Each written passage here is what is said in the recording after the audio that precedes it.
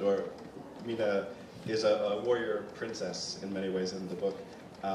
My wife is not that, but she does have a temper. Et donc la question c'était est-ce que vous êtes toujours mariés, la question de Nicolas, et la réponse est oui, on est toujours mariés. Il faut savoir que Mina c'est un personnage de princesse guerrière et bon, mon épouse n'est pas une princesse guerrière mais elle a beaucoup de tempérament. And the next thing was I wanted them to be cast out into a world where the system of society that they've been born into and are perceived a certain way was revealed as being a very different thing than what they've been taught to believe. And they were faced with learning about the world as it really is, learning about the crimes of their own family that they have inherited, and being brave enough or not to do something about that, to try to move forward from there. Alors, ce que j'ai eu envie de faire, c'est d'écrire un contexte où les quatre, la fratrie, donc les quatre seraient rejetés par leur société, découvriraient que la société dans laquelle ils ont grandi n'était pas du tout ce qu'ils pensaient. Ils finiraient par découvrir que cette société où ils étaient heureux, ils étaient contents et satisfaits, bien cette société était en fait basée sur le crime et je voulais qu'ils soient confrontés à la réalité de cette société, qu'ils découvrent le vrai visage de la société dans laquelle ils ont grandi et qu'ils aient ensuite le courage ou non de faire quelque chose et de réagir à cette société. Donc pour moi, ça c'était ce que j'avais envie de mettre en scène. And the world they head into, for me it was important that it be a multicultural world that reflected human diversity. So these are not books of elves and dwarves. They're books people that look like us in all of our shades and skin tones and ethnicities. But I'm also not exactly duplicating Earth. I could restructure the geography and move nations closer together than they might have been otherwise. And hopefully begin with a multicultural world that looks like ours, but that isn't hampered by the history that of our world. It's multicultural but new. Et j'ai eu ensuite envie de créer un nouveau monde, le monde dans lequel s'aventure la fratrie des quatre enfants royaux. Et j'ai eu envie que ce monde soit un monde vraiment multiculturel. Ce n'est pas un monde d'êtres surnaturels comme des lutins ou des nains, mais j'ai eu envie en fait de recréer un nouveau monde, un monde qui ressemble à notre monde dans lequel nous évoluons. La planète Terre, mais une planète un petit peu différente où les pays sont peut-être un petit peu plus proches, les continents sont peut-être un petit peu plus près les uns des autres. Donc j'ai créé un nouveau monde, un monde multiculturel qui, tout en rassemblant au nôtre, n'a pas la même histoire. J'ai voulu que ce monde soit entièrement nouveau, entièrement neuf. Alors justement, sur ce monde, vous qui avez fait du roman historique, est-ce que c'est plus compliqué ou est-ce que c'est plus simple de mettre en place un peu le background du roman? Est-ce qu'il y a plus de recherche, moins de recherche, ou est-ce que vous avez plus de liberté? Il s'agit juste d'imagination.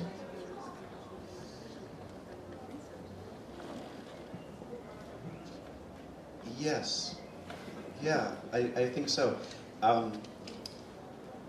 Because with the novel about Hannibal, the number of things I needed to research was limited. But in this case, in each culture, it's almost like I'm doing a larger section of the world than I had to before, and I'm making it up. But for me, making it up did not mean that I could just throw things around casually. I wanted each nation to feel like it had a real history that was defined by their culture and economics and landscape affecting them, and all the things that are true to our world, I needed to create in this imagined world. But for them to be credible, I spent a lot of time reading world history and culture and mythology and taking things from that, stealing and using it to create my world. Ah oui, j'ai fait énormément de recherches parce que quand j'écrivais sur Hannibal, la recherche était limitée à cette période-là. Mais moi, j'ai voulu créer un monde avec des cultures nouvelles et je ne pouvais pas juste jeter n'importe quoi sur le papier parce que, en fait, j'ai créé des pays différents, des contrées différentes. Et donc j'ai été obligée de faire énormément de recherches pour créer beaucoup de nouveaux pays. Et je voulais que chacun des pays ait une histoire, une culture, une économie, une géographie propre à ce pays. Et donc pour être crédible, il a fallu que je fasse énormément de recherches en histoire, mais aussi en mythologie. Donc ça a demandé énormément de recherches. Justement, Nicolas, un deuxième passage à nous faire écouter. Vous prétendez que ce sont des dieux, intervint un des insistants de Gul'dan. Rialus eut un instant d'hésitation. Non, je dis seulement qu'ils sont horribles à contempler, très effrayants. Comme pour bien des aspects de son récit singulier, le gouverneur pouvait parler avec une honnêteté totale. Quand il s'était trouvé face au Numerax, il avait eu l'impression de regarder par une vitre déformante une époque immémoriale, peuplée d'êtres dont l'argile avait été cuite dans un moule différent de celui des créatures terrestres, faits pour habiter un autre monde, une ère plus ancienne. C'étaient des créatures de grande taille, dépassant celles d'un homme mortel de 3 ou 4 têtes, aux membres longs, aux épaules larges et curieusement plates, comme s'ils portaient une sorte d'empiècement rigide et carré sous la peau. Ils avaient le cheveu noir et le sourcil broussailleux. Rialus avait d'abord cru qu'ils s'étaient poudrés ou peint la peau, tant celle-ci était pâle. Mais quand il eut l'inconfort de se trouver tout près d'eux, il se rendit compte que c'était là leur teint naturel, une couleur semblable au mélange cérémoniel de lait arrosé de sang de bouc que les Vadaïens boivent pour fêter la nouvelle année. C'était une membrane fine sous laquelle battait un lacis complexe de veines, aussi visibles que si elles avaient été dessinées sur une feuille tenue devant une lampe. Calrac, leur chef, montrait sa force dans l'attache noueuse de son cou. Ses traits eux-mêmes dégageaient une impression de tension féroce. Ses yeux étaient d'un brun si sombre qu'ils en semblaient presque noirs. Ses arcades sourcilières, proéminentes, étaient percées de plusieurs anneaux épais, en argent, et le métal était si profondément enfoncé qu'il avait dû transpercer l'eau. Rialus eut les plus grandes difficultés à affronter ce visage, mais dès que son regard s'en détournait, il ne pouvait s'empêcher d'y revenir, terrifié par la constatation que la créature continuait de le fixer derrière ce masque effrayant. C'était un homme, sans en être tout à fait un. Voilà, bravo, hein, on va pouvoir le remercier. Voilà un exemple donc d'un nouveau peuple, tout du moins qu'on découvre. Comment est-ce que vous avez conçu les différentes factions un petit peu qu'on peut lire dans vos romans ?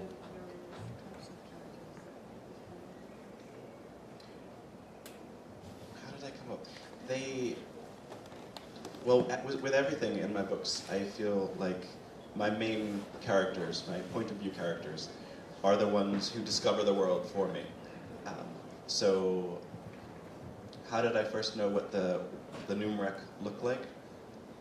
I first figured it out when I was there in the snow with another character, Lika Elaine, as the Numrek attacked. And it's in a blizzard, and they can't really see, but the army is lined up.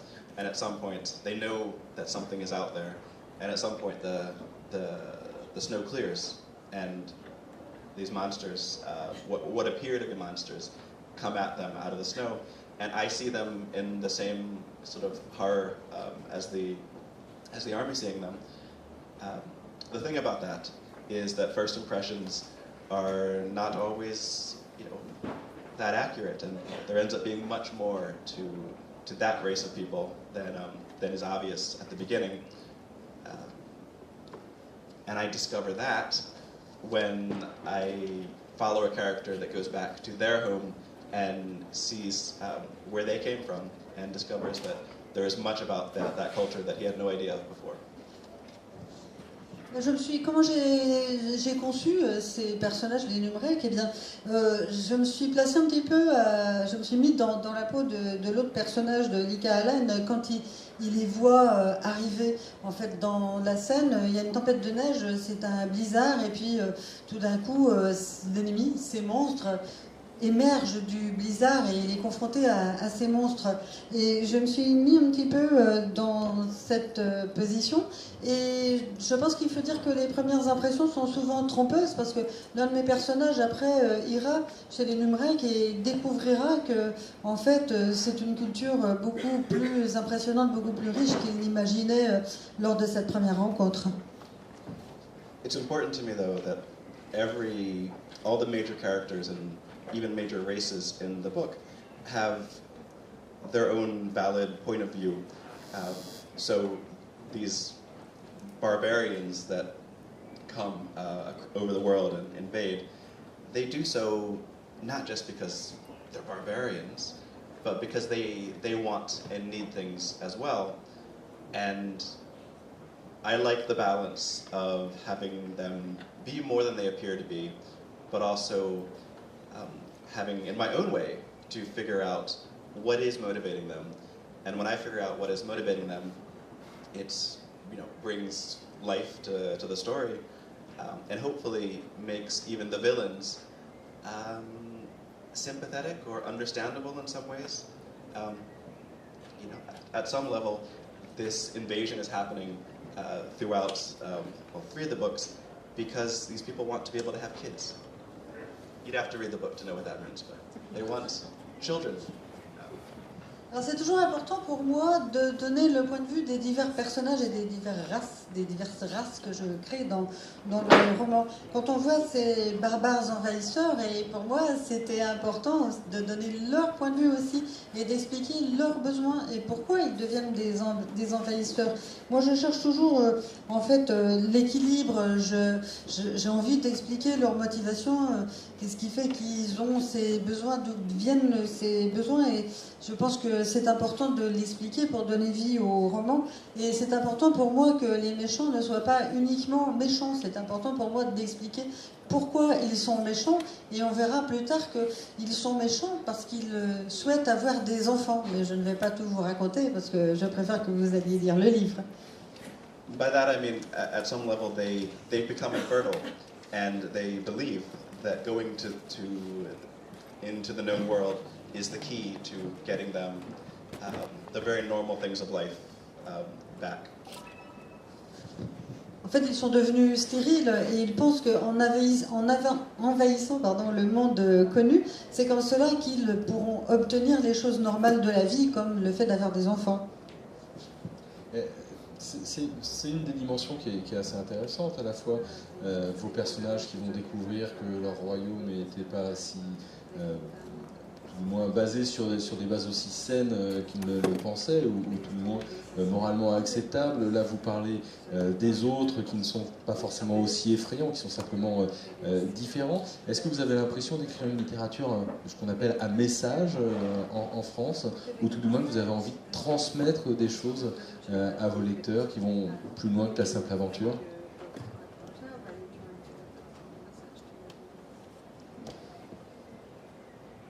Yes, but for me, if I just had a message, I'd write an essay. I wouldn't write fiction. I would just write the message. I am not a person who feels like I have definite answers to anything. I do have a lot of questions, though. Questions about the way we interact with each other and the way our countries are governed, and there's so much stuff that I am questioning and critical of as well. And in my fiction, the stories as they play out are to some degree based on asking questions about those fundamental things and animating them with characters. And I hope that readers get new perspectives and out of the books, but it's never as if I really think, I want you to know this one thing and I'm going to hit you over the head with it. It's more of an exploration. C'est une sorte de questionnement en fait, parce que oui, bien sûr, j'ai un message que j'ai envie de partager avec mes lecteurs, mais si je voulais faire passer uniquement un message, j'écrirais des essais et pas de la fiction. Donc je n'ai pas, moi, les réponses. J'ai beaucoup de questions et mes questions concernent l'interaction entre les gens, entre les pays. Mes questions concernent nos gouvernements. Donc j'ai beaucoup de questions à ces sujets-là et des questions et des critiques également. Donc, en fait, j'écris de la fiction pour faire passer ces questions qui portent sur des aspects fondamentaux de nos sociétés.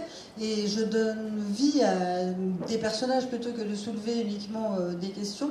Moi, je préfère que ces questions soient sous forme de personnages dans mes romans. Ce sont mes personnages, en fait, qui transmettent mes questions. Et j'ai envie également de partager ces questions avec mon lecteur et que le lecteur voit mon propre questionnement. Donc ce n'est pas un message autant qu'un questionnement en fait que j'ai envie de partager avec mes lecteurs. Also, I think that the books are a journey for each of the main characters to come to eventually realize what things are truly important to them, what things in the end matter the most. And by the end of the third book, I think everyone is pretty much faced with, in a way, their worst fears, and faced with no more time to put off actualizing themselves and doing the best that they can for the people they love. Earlier, they're all caught up in the game, like George R. R. Martin's Game of Thrones, caught up in the maneuvering and power struggles. But I think they discover something individually at the end. So it's a personal thing as well. And I hope that there's meaning in that. C'est une sorte de roman initiatique en fait pour tous mes personnages. C'est comment ils vont en venir aux prises avec ce qu'ils cherchent et comment ils vont réagir à cette quête.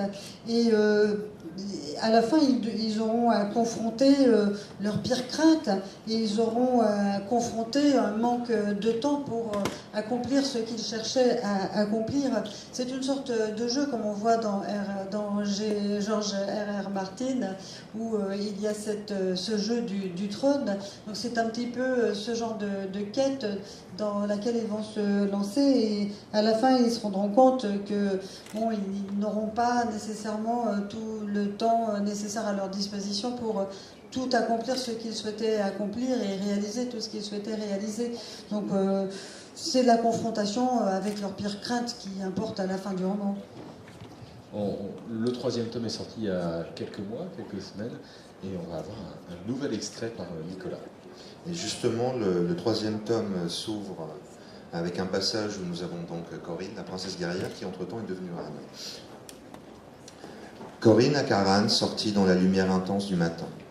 Elle traversa le pont de son navire de transport, descendit la planche menant au quai du Tay, et marcha droit sur les officiers et les militaires qui l'attendaient. Les hommes, parmi lesquels Melio Charat et le général Andezan, les officiers de l'élite et de Marat, s'écartèrent devant elle, éberlués. Bien qu'ils se soient préparés à l'accueillir depuis le matin, tous restèrent un instant à simplement la regarder. La reine portait une armure qui mêlait les influences des diverses provinces de l'Empire. La côte de maille en acier fin et léger couvrait ses bras et se resserrait au poignet, à la mode sénivale. Un talbas main enveloppait son torse et collait au contour de ses hanches et de sa poitrine. La jupe, en côte de maille également, était aussi courte que celle d'un coureur talaïen. Des bandes de cuir entouraient ses jambes comme une seconde peau, plus lâche au niveau du genou. Sa cape acaciane, légère, ondulait à chacun de ses pas. Badel, le talaïan, qui avait tout fait pour être le premier à lui parler sur son sol natal, l'accueillit par un déluge de louanges enthousiastes. Il poursuivit par l'expression de ses regrets pour le mal fait au prince, à Aden. La trahison de ces Numrak ne connaît aucune limite. Je n'arrive toujours pas à... Il s'interrompit un instant. Les gardes de l'élite allaient dans le sillage de la reine et incitaient les conseillers à bouger.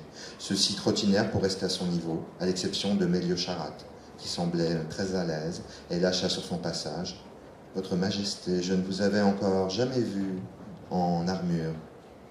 Nous sommes en guerre, lui répondit Corinne. Et dans ces circonstances, je suis comme n'importe quel citoyen du monde connu. Général Hanson, dites-moi tout.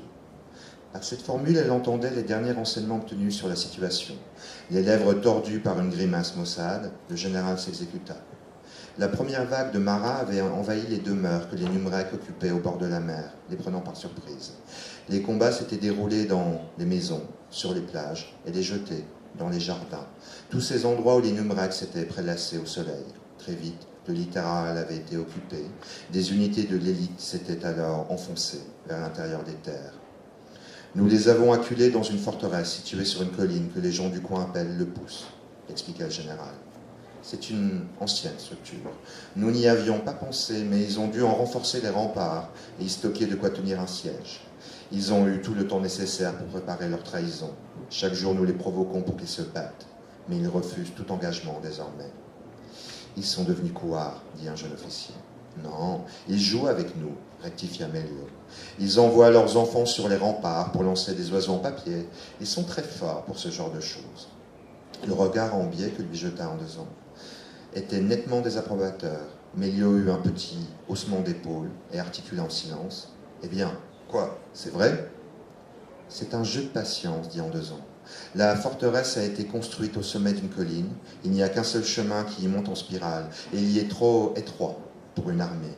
Nous avons lancé des pierres et des explosifs par-dessus les murailles, mais ils sont bien protégés. Il existe des tunnels à l'intérieur de la colline, auxquels on n'accède que de la surface. Il y a également une source. La solution serait peut-être de les assiéger jusqu'à ce qu'ils meurent de faim. Une stratégie peu héroïque, commenta Corinne. Je préférerais une bataille honorable, Votre Majesté, mais certains adversaires rendent cette option impossible. Ces Numrecs sont des êtres infâmes. Ils ont massacré leurs propres serviteurs, vous savez, et ils ont fait un mur de leurs cadavres à la base du Pouce, si vous aviez vu. Corinne l'interrompit. Général, je ne doute pas que vos soldats aient agi comme il convient. Et j'ai toute confiance en votre commandement. Je suis arrivé à présent. Je vais régler cette affaire. On peut peut-être simplement l'applaudir pour sa lecture, parce que c'est vraiment bien.